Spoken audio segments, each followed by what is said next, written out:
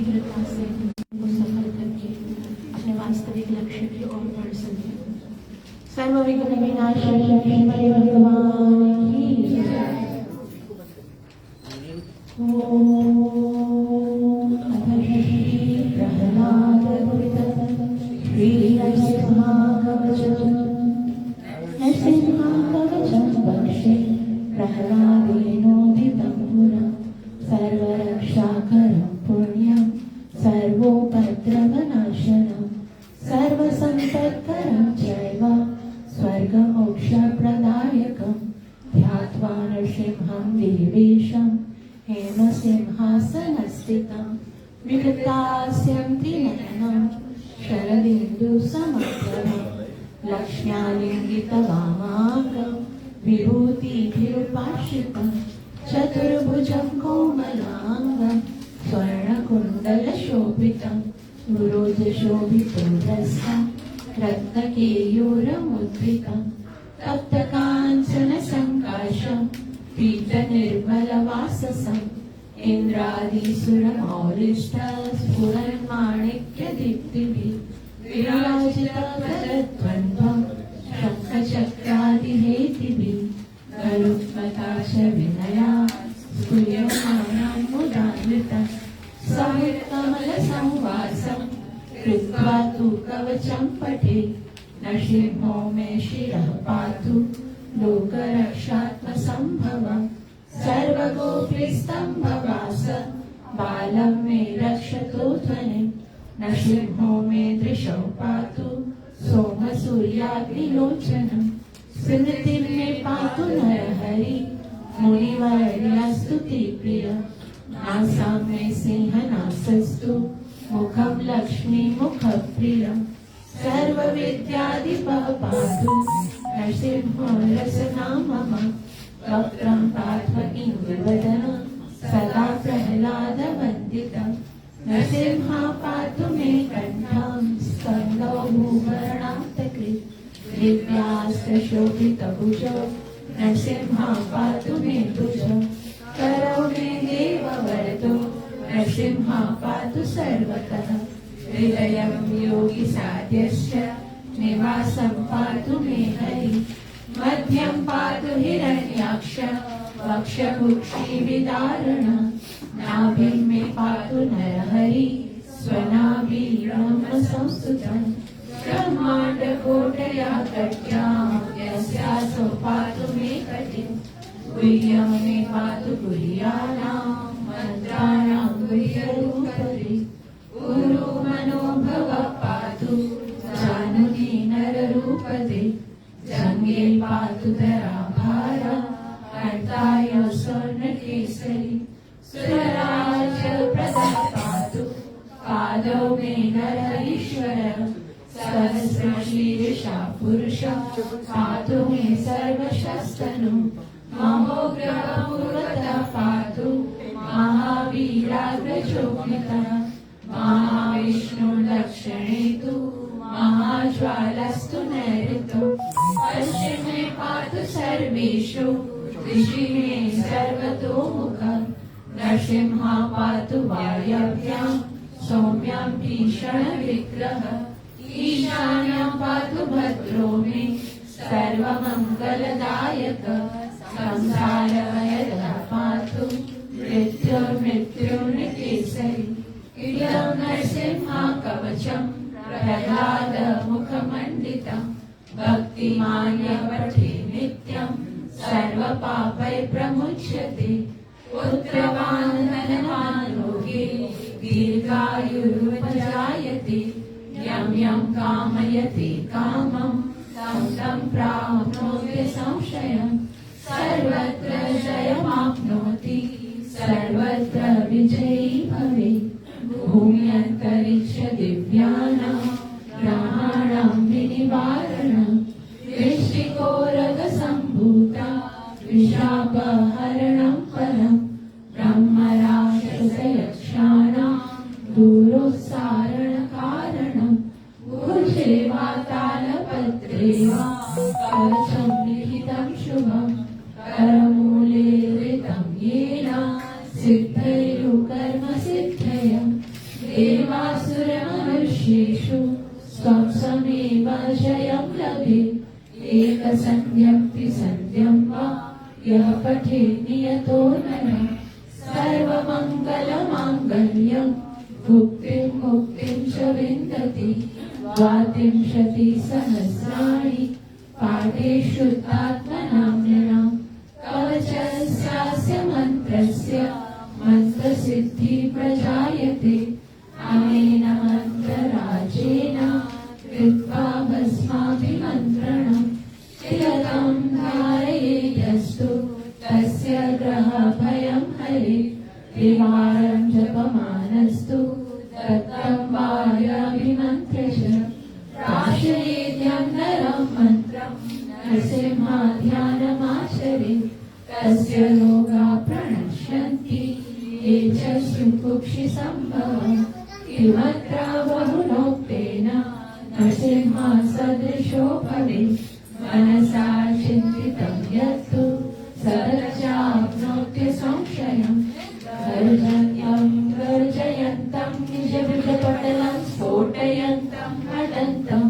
दीप्यन्तं तापयन्तं दिवि भुवि दितिजं क्षेपयन्तं शिवन्तं क्रन्दन्तं रोषयन्तं दिशि दिशि सततं संहरन्तं भरन्तं ईशन्तं गूढयन्तं कर्णिकरषडैर्सिंहं नमामि इति श्रीब्रह्माण्डपुराणे प्रह्लादप्रोक्तं श्रीनरसिंहकवचं सम्पूर्णम्।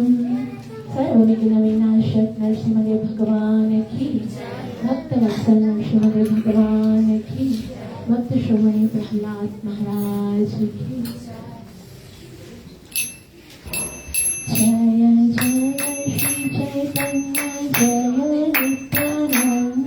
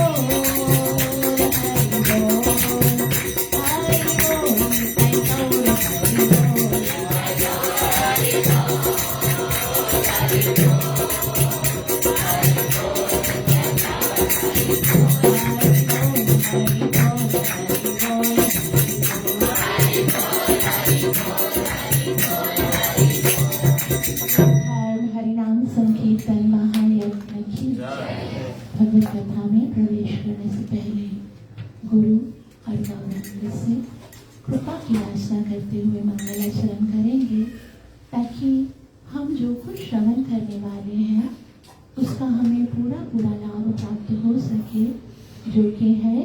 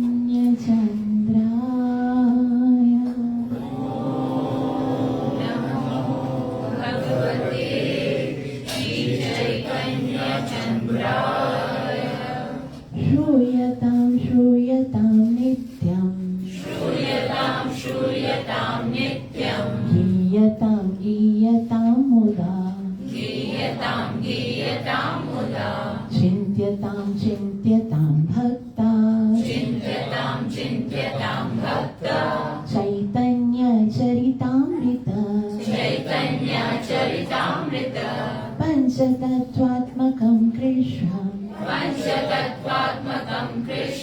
भक्तरूपस्वरूपकं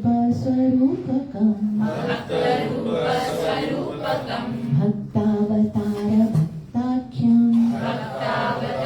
भक्ताख्यं नमामि भक्तशक्तिकं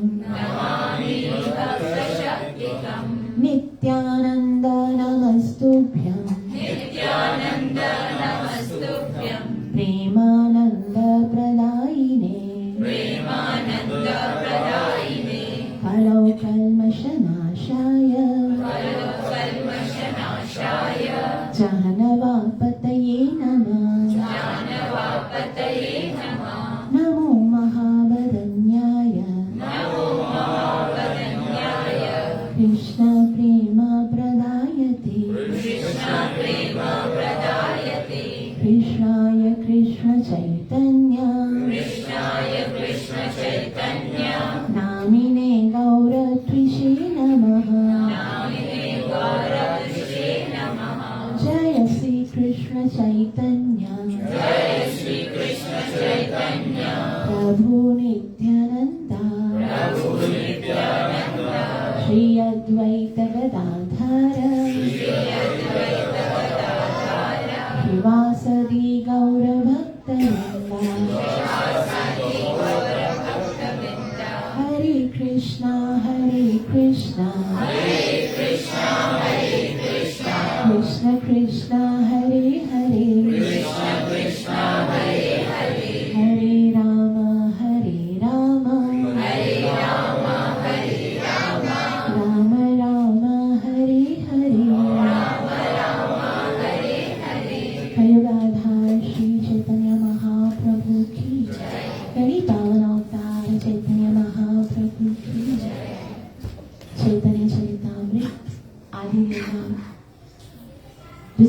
चैप्टर के 2 श्लोक हम पढ़ चुके हैं, जिसमें नमस्कार, जैसे मंगलाचरण में 3 चीजें मैंने बताई, क्या क्या होती है। पहले नमस्कार, दूसरा विषय वस्तु। विषय वस्तु का क्या मतलब है? आज हम 2 श्लोक जो थे, प्रथम और सेकंड जो श्लोक थे, उसमें हमने नमस्कार किया। किस किस को नमस्कार किया वो हमने डिटेल से समझा। और अब जो है वो हम विषय वस्तु की बात करेंगे कि जो शास्त्र अभी हम पढ़ने वाले हैं उसका सेंटर पॉइंट कौन है, विषय क्या है, जिसके बारे में ये पूरा शास्त्र बताया जा रहा है। तो पहले हम श्लोक पढ़ेंगे, उसके बाद उसको समझने का प्रयास करेंगे। सब बोलिए, यद अद्वैतम ब्रह्मोपनिषदि तदप्यस्य तनोभा। यद अद्वैतम ब्रह्मोपनिषदि तदस्य तनोभा। यदद्वैतं ब्रह्मोपनिषदि तदप्यस्य तनोभा। यदद्वैतं ब्रह्मोपनिषदि तदप्यस्य तनोभा।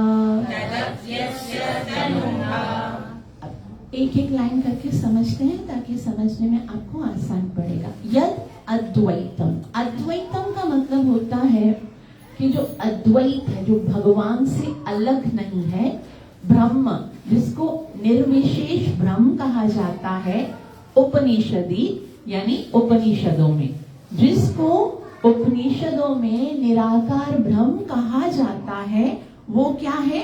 तदप्यस्य तनोभा। तदप्यस्य, वो जो निराकार ब्रह्म है, तदप्यस्य तनोभा, वो तो उनके जो स्वरूप है उसकी एक आभा है। हम जिस महाप्रभु के विषय में, अब विषय वस्तु पढ़ रहे हैं ना, हम जिस चैतन्य महाप्रभु के विषय में हम पढ़ रहे हैं, उसकी पहली बात बता रहे कि वो कौन है? जो पूरा निराकार ब्रह्म है, वो तो केवल उनके शरीर की आभा है। समझ में आया? यदप्यस्य ब्रह्मोपनिषदि यदद्वैतं ब्रह्मोपनिषदि तदप्यस्य तनोभा। जो निराकार ब्रह्म है वो क्या है? उनके शरीर की आभा है। और उसके बाद यह आत्मांतर्यामी पुरुष इति सोस्यांश विभवः। यह आत्मांतर्यामी पुरुष इति सोस्यांश विभवः। यह आत्मांतर्यामी पुरुष इति सोस्यांशः विभवः। यह आत्मांतर्यामी पुरुष इति सोस्यांशः विभवः। जो अंतर्यामी पुरुष है, मतलब जो सबके हृदय में बैठे हुए परमात्मा है, यह आत्मा अंतर्यामी पुरुष इति सोस्यांशः विभव, वो उस महाप्रभु के अंश है। जो निराकार ब्रह्म है वो उनके शरीर की आभा है, और जो अंतर्यामी परमात्मा है वो उनके एक अंश है। ठीक? और वो क्या है? षडेश्वर्य पूर्णो य इह। षडेश्वर्य पूर्णो य इह। भगवान् स स्वयमयम्। षडेश्वर्य पूर्णो य इह। भगवान् स स्वयमयम्। वो स्वयं कौन है? षडेश्वर्य पूर्णो। षडेश्वरीय युक्त जो भगवान है, यानी कि भगवान की जो डेफिनेशन वेद व्यास जी के पिता पराशर मुनि ने बताई है, उन्होंने बताया कि भगवान जो है वो षडेश्वरीय युक्त होते हैं। कौन से होते हैं? ऐश्वर्यस्य समग्रस्य वीर्यस्य यशस्यया ज्ञान वैराग्यस्य एव षडना भग इति गण, जिसके अंदर ये 6 क्वालिटीज परिपूर्ण मात्रा में है। कौन कौन सी? जो संपूर्ण सौंदर्य के स्वामी हैं, जो संपूर्ण बल के स्वामी हैं, जो संपूर्ण ज्ञान के स्वामी हैं, जो संपूर्ण वैराग्य के स्वामी हैं, जो संपूर्ण धन के स्वामी हैं और जो संपूर्ण फेम के स्वामी हैं। जो संपूर्ण षडेश्वर्य के स्वामी हैं वही भगवान है। तो आज हम जिस चैतन्य महाप्रभु के विषय में पढ़ रहे हैं वही षडेश्वर्य युक्त षडेश्वर्य पूर्णाय इह भगवान स स्वयं, कि वो साक्षात भगवान है। जो कौन है? न चैतन्यात् कृष्णा जगति परतत्त्वं परमिह, न चैतन्यात् कृष्णा जगति परतत्त्वं परमिह। उस चैतन्य महाप्रभु से उनके तुल्य ही कोई नहीं है, तो उनसे परम तो भला कोई कैसे हो सकता है। अब हम चैतन्य महाप्रभु के विषय में पढ़ रहे हैं, तो यहाँ पर विषय वस्तु बताया गया है। अब बहुत सारे लोग हैं, उनके मन में बहुत सारे क्वेश्चंस भी आ सकते हैं। इस श्लोक को एक बार हम फिर से पढ़ेंगे और उसकी ट्रांसलेशन पढ़ेंगे। यदद्वैतं ब्रह्मोपनिषदि तदप्यस्य तनुभा य आत्मान्तर्यामि पुरुष इति सोऽस्यांश विभवः षडेश्वर्य पूर्णय इह भगवान् स स्वयमयम् न चैतन्यात् कृष्ण जगति परतत्त्वं परमिह। अनुवाद: जिसे उपनिषदों में निर्विशेष ब्रह्म कहा गया है, वह उनके शरीर का तेज मात्र है। जो भगवान अंतर्यामी परमात्मा के रूप में जाने जाते हैं, वे उनके अंश मात्र हैं। भगवान चैतन्य छहों ऐश्वर्यों से युक्त स्वयं भगवान कृष्ण है। वे परम सत्य हैं और कोई भी अन्य सत्य ना तो उनसे बड़ा है और ना ही उनके तुल्य है। ओम ज्ञानतिमिरन्धस्य ज्ञानाञ्जनशलाकया चक्षुरुन्मीलितं येन तस्मै श्री गुरुवे नमः। तो यहाँ पर तो हमें बताया, जैसे भगवान के 3 फेज सब जानते हैं, ब्रह्मेति, परमात्मेति, भगवानिति, शब्दति। भगवान 3 फेजों में निराकार ब्रह्म, परमात्मा और भगवान में जाने जाते हैं।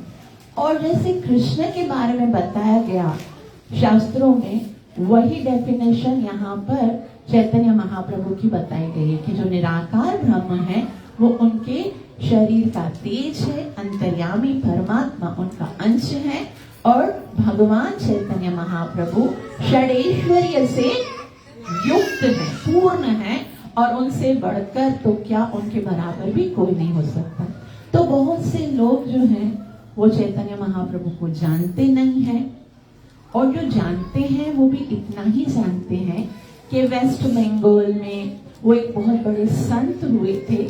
और आजकल की जो हरे कृष्ण सोसाइटी है, जो जिस तरह से दूसरे आध्यात्मिक संस्थाओं ने एक प्रोपेगेंडा बना दिया है, किसी गुरु को संत बनाकर फिर अपने है ना भगवान बनाकर उसकी पूजा शुरू कर देते हैं, उसी तरह से ये हरे कृष्ण वालों ने भी है ना एक नया प्रोपेगेंडा स्टार्ट कर दिया है। वहां पर क्या करते हैं, वो पहले बताते हैं भगवत गीता की बात सुनो। गीता में भगवान कहते हैं मत्तः परतरम नान्यत् किंचिदस्ति धनंजय, मुझसे श्रेष्ठ कोई सत्य नहीं है।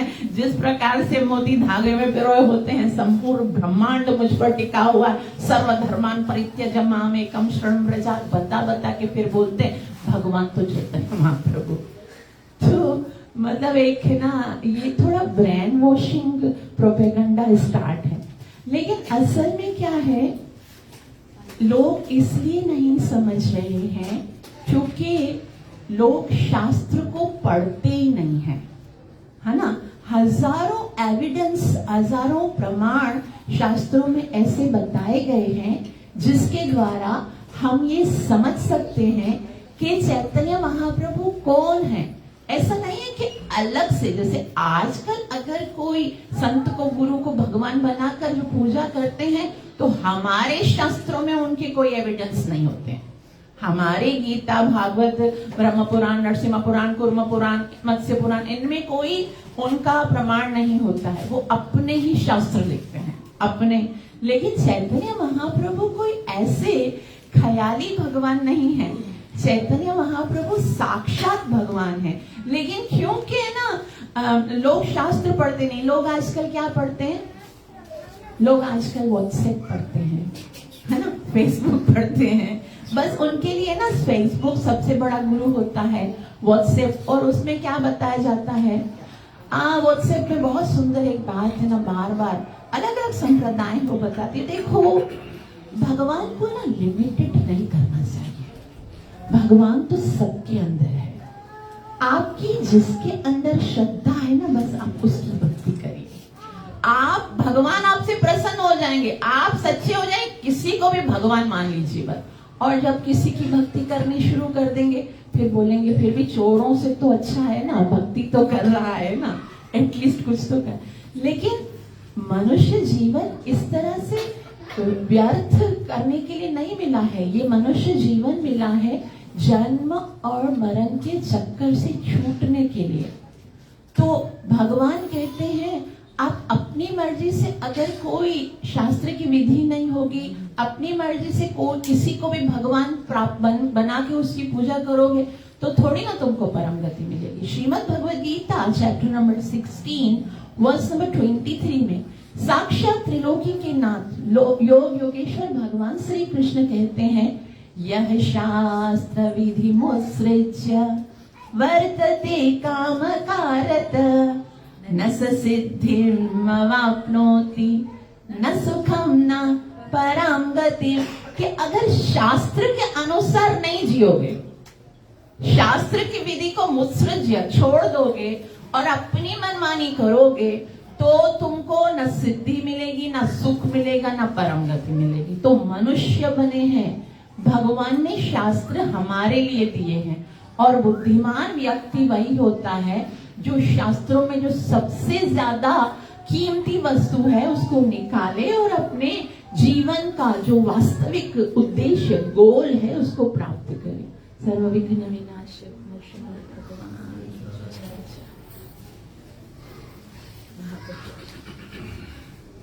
तो आज हम अलग अलग शास्त्रों के द्वारा ये जानने का प्रयास करेंगे कि चैतन्य महाप्रभु के लिए हमारे शास्त्रों में क्या कहा गया है। पहले हम सबसे पहले महाभारत में चलते हैं, क्योंकि महाभारत जो है वो ऐसा शास्त्र है जिसके लिए कहा गया है कि जो महाभारत में है वही सत्य है और जो महाभारत में नहीं है वो कहीं नहीं है। और पंचम वेद कहा गया है महाभारत को। तो महाभारत में अनुशासन पर्व में भगवान विष्णु के विष्णु सहस्त्र नाम मतलब विष्णु भगवान के जितने भी अवतार हैं उनके अलग अलग नाम और उनके गुणों के विषय में बताया गया है। और जैसे ऐसे बताया गया, जैसे मैं आपको एग्जाम्पल दूं कि भगवान जो है वो कृष्ण रूप में द्वापर युग में आएंगे और वो क्या करेंगे, पीला पीतांबर पहनेंगे, बांसुरी बजाएंगे और मोर पंख लगाएंगे और माखन चोरी करेंगे। ऐसे भगवान कृष्ण के बारे में। फिर राम जी के बारे में लिखा हुआ है कि भगवान त्रेता युग में राम के अवतार में आएंगे और राक्षसों का वध करेंगे, उनके हाथ में धनुष बाण होगा।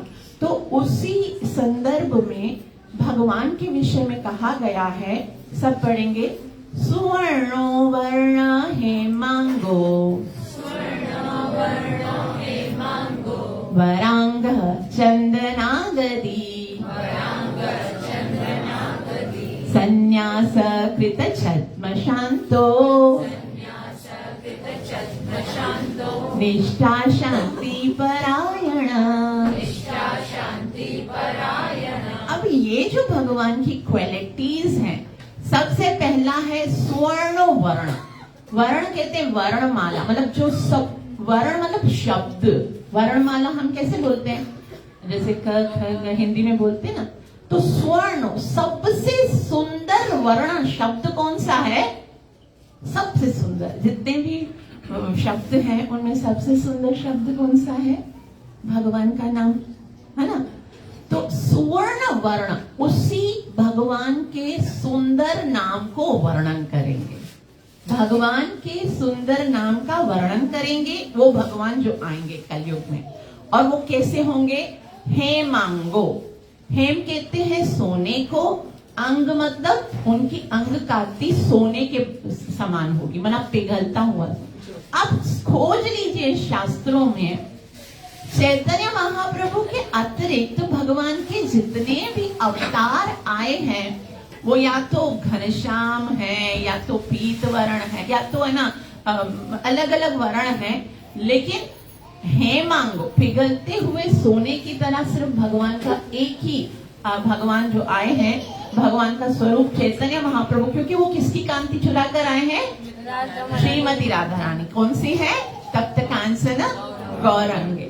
तो स्वर्ण वर्ण हेमांगो, और क्या करते हैं?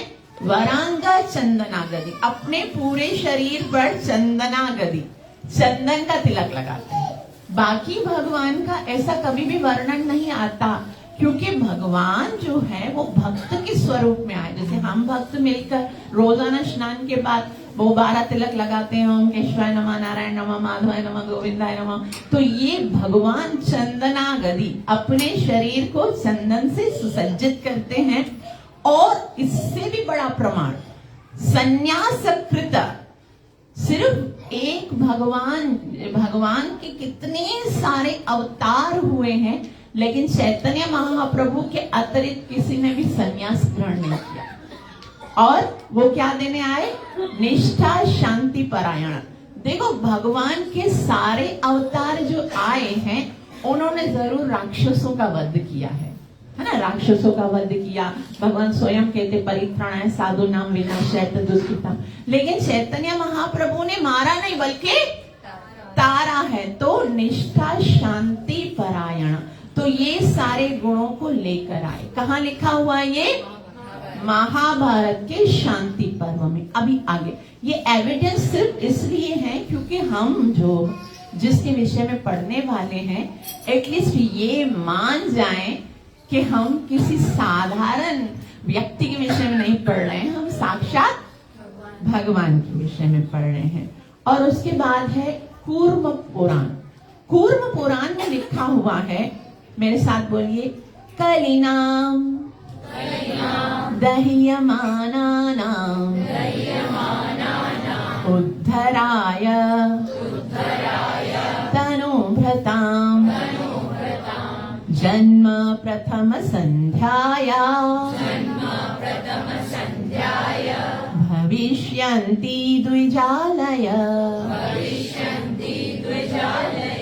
कूर्म पुराण में एकदम क्लियर लिखा हुआ है, कलिना कलयुग के दह्यमाना नाम, धधकती हुई अग्नि जैसे युग में।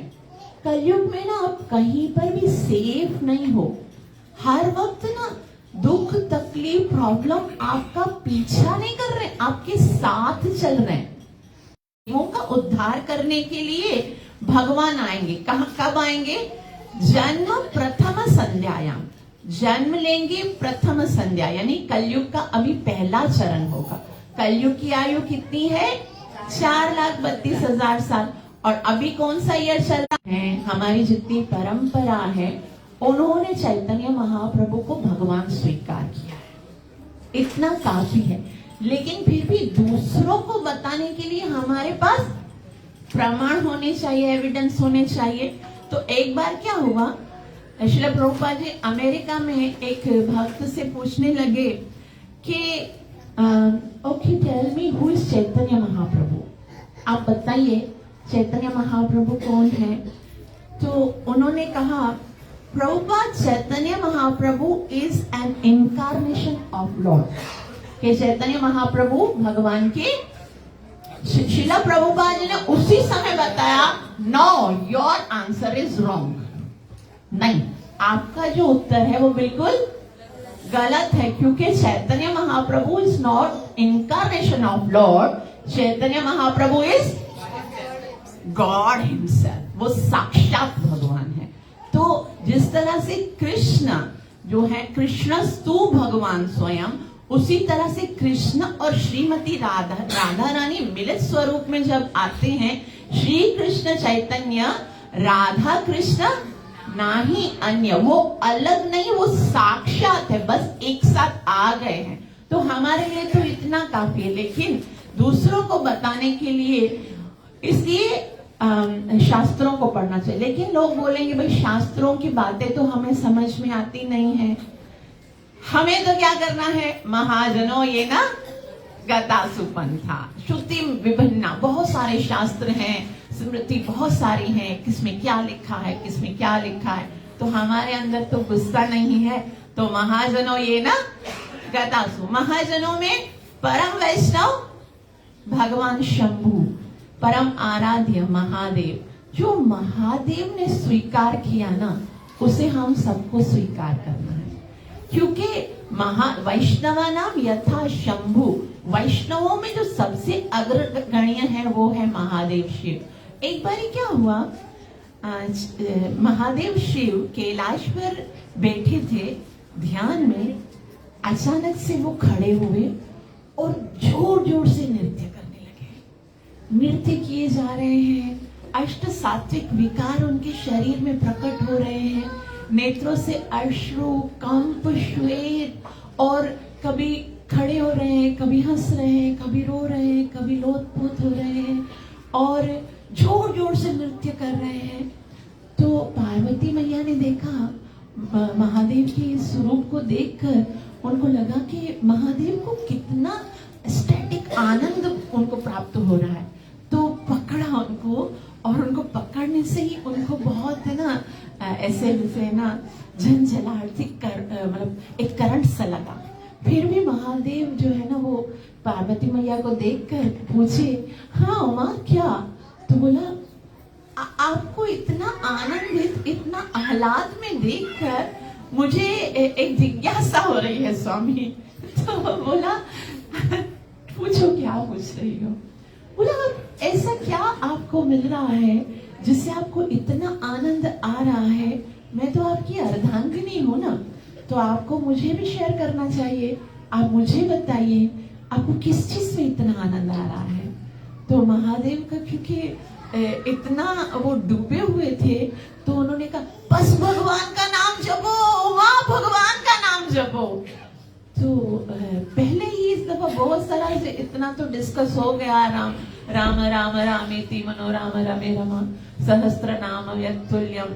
तो ऐसे उन्होंने सोचा शायद राम का नाम जप करना है, तो वो जप करने के राम राम राम राम राम, आनंद तो आ रहा था पर वो चीज नहीं आ रही थी। तो उन्होंने सोचा शायद पहले बता चुके महादेव कि जो 1000 बार राम का नाम 1000 बार विष्णु सहस्त्र नाम लोगे और 1 बार राम का नाम लोगे तो वो 1 बराबर है। लेकिन अगर 3 बार राम का नाम लोगे और 1 बार कृष्ण का नाम लोगे तो बराबर है। तो बोला अभी मुझे किसका नाम लेना चाहिए? कृष्ण कृष्ण कृष्ण कृष्ण कृष्ण। वो कृष्ण का नाम ले रहे, कृष्ण का नाम लेने से आनंद तो आ रहा है मगर वो तड़प नहीं आ रही है। जो भक्त के हृदय में जो तड़प है ना वो नहीं आ रही है। तभी और महादेव को देखकर उनको लग रहा है कि उनको जो फील हो रहा है वो मुझे क्यों नहीं फील हो रहा है। तो पकड़ा है महादेव को, पुनः, ओ स्वामी आपको जो आ रहा है ना मजा वो मुझे नहीं आ रहा है, आप मुझे बताइए ना आप क्या जप कर रहे हो। तो बहुत सुंदर वो बताते हैं, दैवी भागवत की एक कथा है, दैवी भागवत उमा महेश्वर संवाद, उसमें कहते हैं, महादेव कहते हैं, सब बोलिए, नाम सिद्धांत संपत्ति प्रकाशन परायण क्वचित् श्री चैतन्य नाम्ना लोके भविष्यति।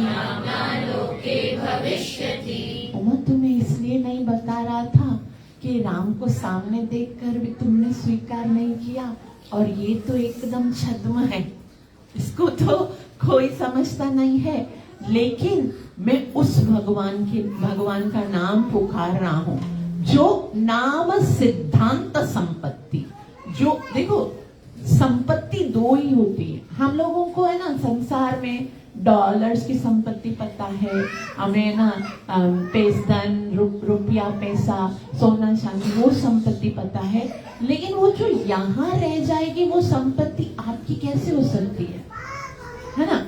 अभी है ना एक व्यक्ति बता रहा था कि भाई आपने बैंक में कितने पैसे जमा किए हैं और कल आपकी मृत्यु हो जाएगी तो जितने पैसे निकलते हैं ना, मतलब उतना टाइम वेस्ट किया है आपने, कमाने में वेस्ट ही किया ना। अगर वो टाइम आपने भगवान का नाम लिया होता तो आज पता नहीं भगवान के गोलोक वृंदावन धाम में होते, लेकिन तुम इसी पैसे जमा करने के चक्कर में लगे रहे और बैंक बैलेंस तो बढ़ता रहा ना, तुझे तेरे काम आया और तू तो छोड़ के चला गया, बाकी तो सब लड़ाई ही करेंगे पीछे। तो नाम सिद्धांत संपत्ति, दो चीजें, एक तो नाम, दूसरा सिद्धांत। सिद्धांत का मतलब होता है रियल जो सिद्धांत है, ऐसे नहीं है कि किसी का भी नाम लिया जाए। तो वो कहते हैं भगवान आएंगे प्रकाश परायणा, इस संसार में भगवान स्वयं आएंगे नाम की संपत्ति को बांटने के लिए। और पार्वती मैया पूछती है कब आएंगे, किस स्वरूप में आएंगे, तब वे कहते हैं क्वचित श्री चैतन्य नामना, कभी आएंगे चैतन्य नाम से, और लोके भविष्यति, ये भविष्य में होगा, अभी तक ये जो है वो प्रच्छन्न है लेकिन मुझे पता है इसीलिए मैं उनका नाम जप कर रहा हूँ। तभी वो महादेव बता रहे हैं मैं किसका नाम ले रहा हूँ, गौरंगा, किसका नाम ले रहा हूँ, गौरंगा। तो ये देवी भागवतम में उमा महेश्वर संवाद में है। उसके बाद है गरुड़ पुराण। गरुड़ पुराण को तो आप सब जानते भी हैं, हम लोग गरुड़ पुराण कब पढ़ते हैं, जब किसी की मृत्यु हो जाती है। आपको पता है गरुड़ पुराण किसने बोला है और किसने सुना है? जिस तरह से भगवत गीता भगवान श्री कृष्ण ने बोली है और अर्जुन ने सुनी है, उसी तरह से गरुड़ पुराण गरुड़ जी सुन रहे हैं और भगवान विष्णु उसको बोल रहे हैं, सुना रहे हैं। तो बहुत सुंदर सुंदर प्रश्न पूछते हैं गरुड़ जी भगवान से। पहले तो कहते हैं कि जीव बहुत सारे पाप करते हैं ना, कुछ ऐसा बताइए कि जीव पाप ना करे, क्योंकि पाप करेंगे तो जन्म मरण का चक्कर जो है वो चलता रहेगा, इसलिए भयभीत कर दीजिए। एक व्यक्ति जो है वो एक संत के पास आए और उन्होंने कहा कि देखिए ना, आप भी है ना इस संसार में रहते हो, मैं भी इसी संसार में रहता हूँ, मुझे तो बहुत सारे गंदे काम करने का दिल करता है, मुझे काम क्रोध लोभ मोह इत्यादि सब अटैक करते हैं, पार्टीज में जाना अच्छा लगता है, गलत कार्य करना अच्छे लगते हैं। आपको कभी दिल नहीं करता कि देखो संसार में इतना मजा है, थोड़ा मैं भी मजा करके देखो, आपको जरा भी दिल नहीं करता? तो उस संत ने उसको गौर से देखा और गौर से देखने के बाद बोला तुम्हारे मस्तक की रेखाएं मुझे समझ में आ रही हैं। आपको पता है मैं मस्तक की रेखाओं को पढ़ता हूँ, वो सारे सवालों को साइड में रखो, परसों तुम्हारी मृत्यु होने वाली है। बाप रे, बोला परसों मृत्यु होने वाली है, बोला क्या करूं? बोला जो भी करना है फटाफट कर लो भाई, घर पे गया, अपना जो विल बनाया, बच्चों को देना था वो किया, गंगा के तट पर महामंत्र जप करने लगा, हरे कृष्णा भगवद गीता सामने। और वो संत आए और संत ने पूछा कि 2 दिन हो गए और है ना तूने कितने पाप किए? बोला पाप कैसे करूंगा, टाइम ही नहीं है पाप करने के लिए, नाम ले रहा हूँ भगवान। अभी यमदूत, वो यमदूत का भेसा दिख रहा है मेरे को पाप करने की इच्छा। बोला हाँ, मैं ना उसी तरह से हर समय वो यमदूत का भेसा देख रहे होते हैं, इसलिए पाप करने की इच्छा होती नहीं है। तो हमको ना देखना चाहिए, क्योंकि ये रोज रोज जो मृत्युएं होती है ना, वो हमारे लिए एक क्या है, लेसन है, एक सबक है, ताकि हमको भी याद रहे कि आज उसकी बारी है तो कल मेरी भी बारी है। तो ये भेसा लेकर यमराज तो मेरे पास है, अभी मैं क्या अपराध करो, नाम जप करो जल्दी से भगवान। तो कहते हैं गरुड़ पुराण में गरुड़ जी पूछते हैं कि हर अवतार में मुझे आपकी सेवा करने का अवसर मिलता है, आप मेरे ऊपर विराजमान होते हो और मैं सामवेद की ध्वनि को शुभम नम ऐसे चढ़ते हैं आप, और मुझे इतना आनंद आता है। मुझे बताइए, मुझे सारे अवतारों के बारे में आपने बताया, मुझे बताइए कलयुग में आप कैसे अवतार लोगे? क्योंकि मुझे लगता नहीं है कलयुग में आप, क्योंकि कल की अवतार तो बहुत ही है ना लिखा हुआ है हर जगह पे कल की अवतार, लेकिन उसमें तो भगवान घोड़े पे चढ़ के आएंगे। बोले कैसे अवतार लोगे, कैसे आप प्रकट होगे? तब भगवान स्वयं गरुड़ जी को बताते हैं, ये भगवान के मुख के शब्द हैं। जिस तरह से भगवत गीता को हम कहते हैं ना साक्षात भगवान से मुख से निकली है, तो गरुड़ पुराण साक्षात भगवान के मुख से है। और वो गरुड़ जी को क्या बता रहे हैं? वे कहते हैं अहम पूर्णो भविष्यामि, युग संधो विशेष्यता,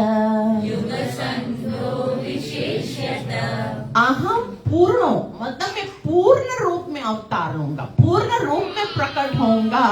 भविष्यामि, भविष्य में कब आप आओगे? तब वो बोलते हैं युग संधो विशेषता, जो 2 युगों का जब संधि काल होता है, मतलब एक द्वापर युग का अंत होगा और कलयुग का प्रारंभ होगा, तो युग संधो विशेष्यते, तब मैं आऊंगा। तभी भगवान को गरुड़ जी बोलते हैं भाई वो तो बहुत खतरनाक युग होगा, हर कोई बोलेगा कि वो मैं तो हूँ जो गरुड़ पुराण में लिखा हुआ है, आके सामने खड़ा हो जाएगा तो बोलेगा कि भगवान तो मैं ही हूँ कलयुग का। और अभी भी आप देखो ना, बहुत सारे कलयुग के भगवान आपको मिलेंगे संसार में।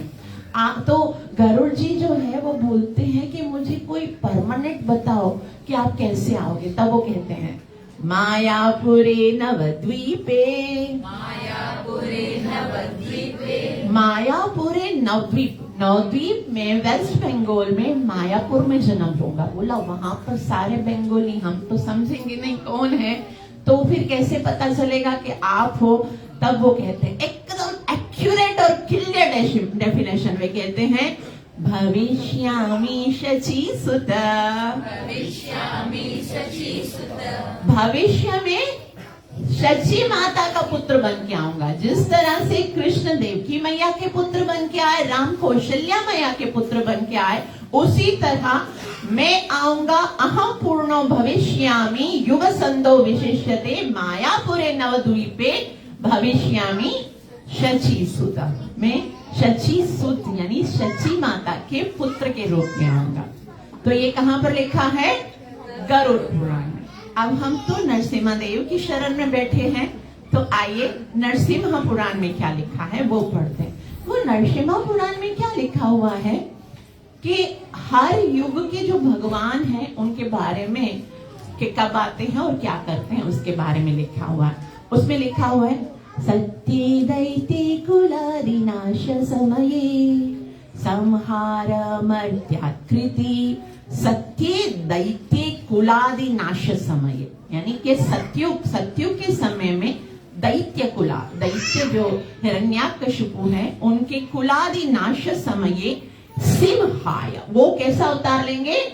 सिंह का अवतार, मर्त्याकृति, और उस दैत्य का नाश करेंगे। उसके बाद त्रेता, त्रेतायाम दश कंदर्प के त्रेता में 10 सिरों वाले रावण को परिभवन और रामेति नामकृति वो आएंगे और राम का नाम लेकर राम नाम से आएंगे और उस 10 कंदर रावण जो है उसका वध करेंगे।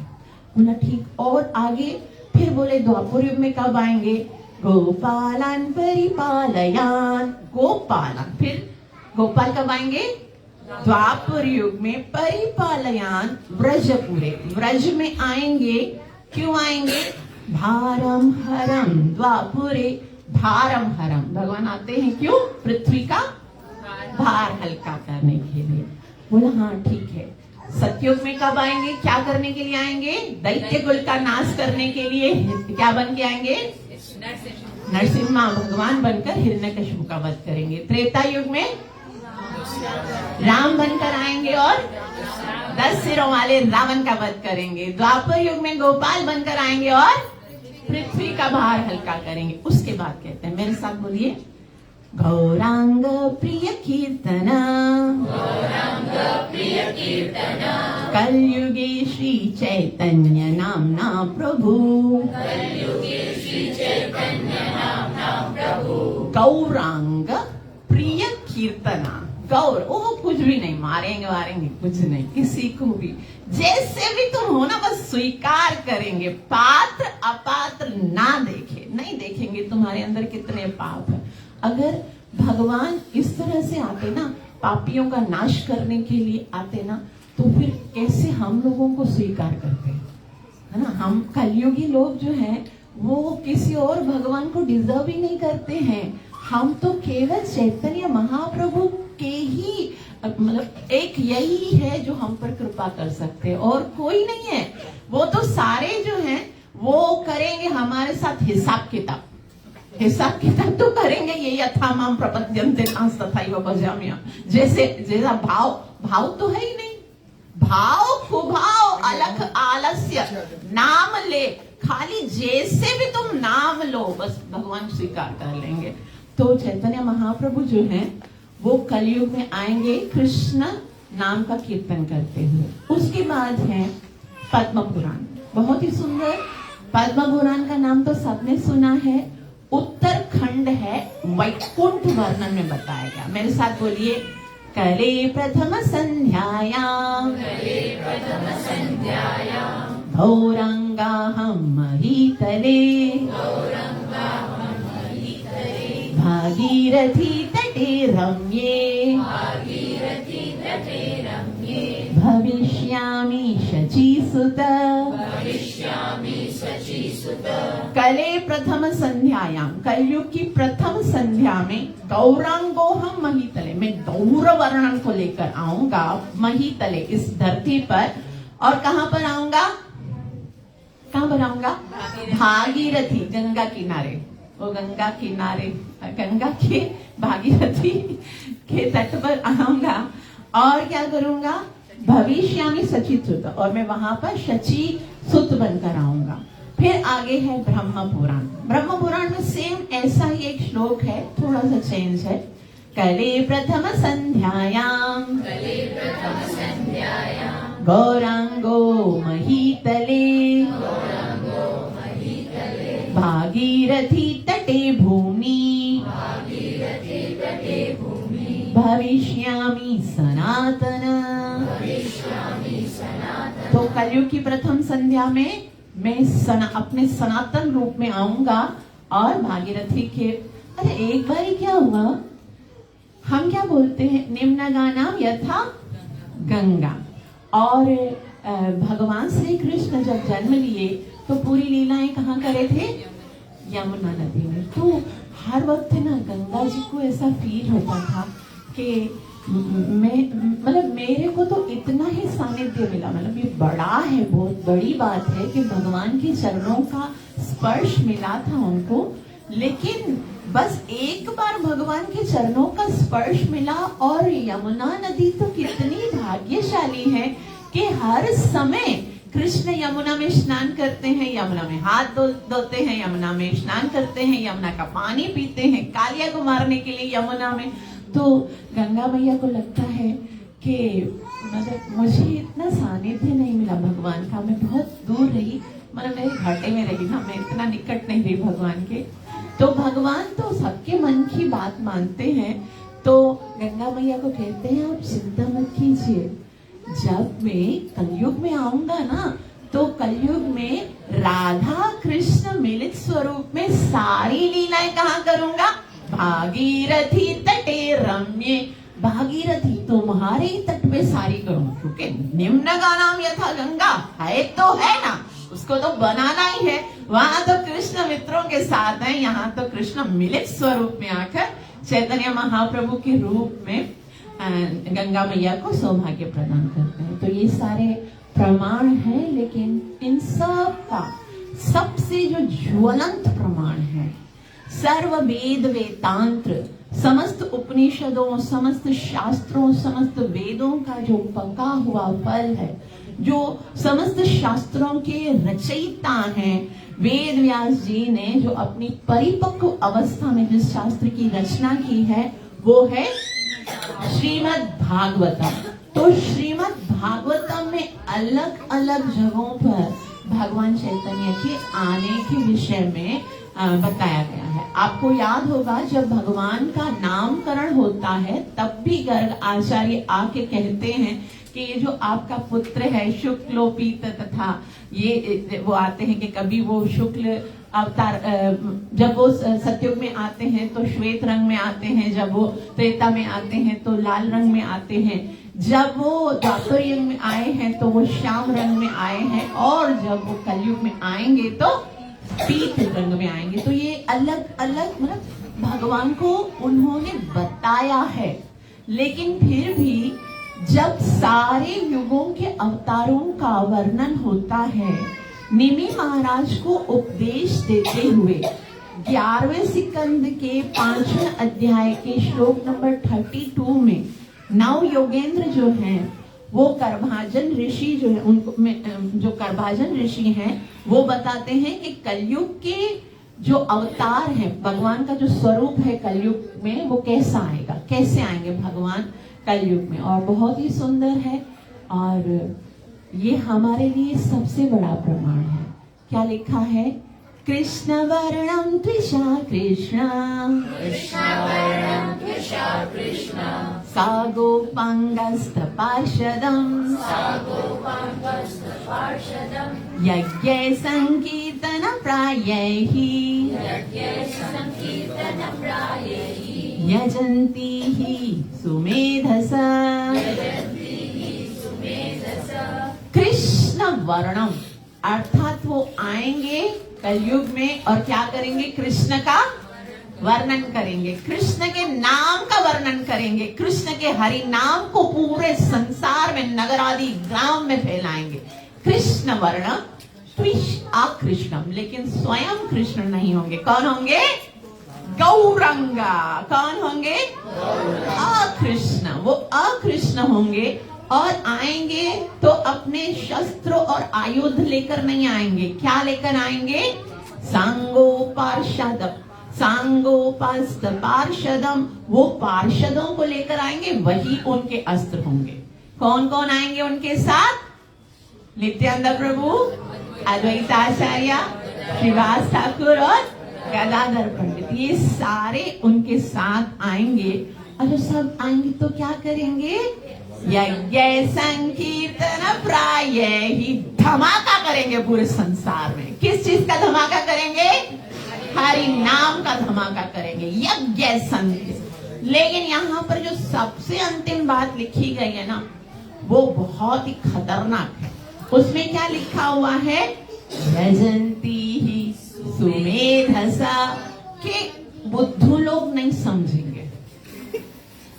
बुद्धू लोग के समझ, सुमेधसा, मेधा कहते हैं बुद्धि, बुद्धि वाले भी नहीं समझेंगे। सुमेधसा, जो बहुत ज्यादा बुद्धिमान होंगे ना, वही समझेंगे। तो जो ये हरिनाम संकीर्तन यज्ञ है ना, वो बहुत ही हाई क्लास की भक्ति है। और इस कलयुग में साफ बताया, कलैव नास्तैव नास्तैव नास्तैव गतिरन्यथा, हरेर नाम हरे नाम एव केवलम। सिर्फ एक यही भक्ति काम आने वाली है। बाकी जो भी करोगे ना, मंत्र तस तंत्र तस छिद्रम, मंत्र पढ़ोगे उसमें छिद्र, तंत्र करोगे उसमें छिद्र, यज्ञ करोगे उसमें छिद्र, शास्त्र पढ़ोगे उसमें छिद्र, सब में होल है। होल वाली कश्ती में बैठकर कभी दरिया को पार नहीं किया जा सकता। सर्वम करोति निश्चिद्रम, सारे छिद्रों को बंद करने के लिए क्या करना पड़ेगा? हरे कृष्णा कृष्णा कृष्णा हरे हरे, हरे राम राम राम हरे। अनुसंकीर्तनम तवा, ये हरि नाम ही बचाएगा। तो आप सबसे निवेदन है कि कस के पकड़ लीजिए इस हरि नाम की कश्ती को, और इसी के अंदर बैठकर ही आप जा सकते हो। और एक बहुत ही सुंदर सूचना है कि 24 दिसंबर को हमारी ये हरि नाम की बोट चलने वाली है।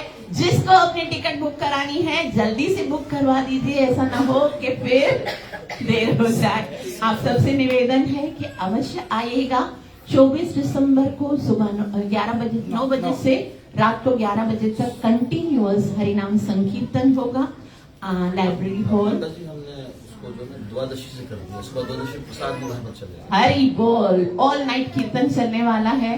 तो आप सबसे निवेदन है कि अवश्य आइएगा और इस हरिनाम का पूरा लाभ लीजिएगा। Thank you so much. और अभी जो हम ये चैतन्य भागवत चैतन्य चरितामृत पढ़ रहे हैं, हमने 3 श्लोक पढ़े हैं।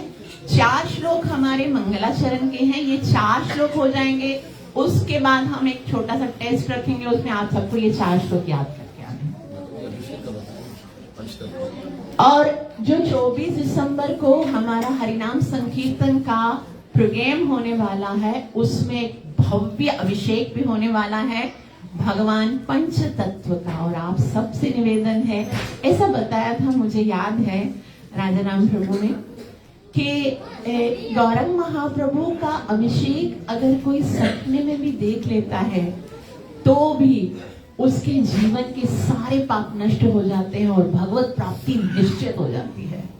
और अगर सपने में भी ऐसा होता है तो आप लोगों की, हमें ना ऐसे भक्तों का ऋणी रहना चाहिए जो हमको हरिनाम संकीर्तन ऐसे सुंदर सुंदर अवसर का लाभ देते हैं। आप सबसे निवेदन है कि अवश्य आइएगा।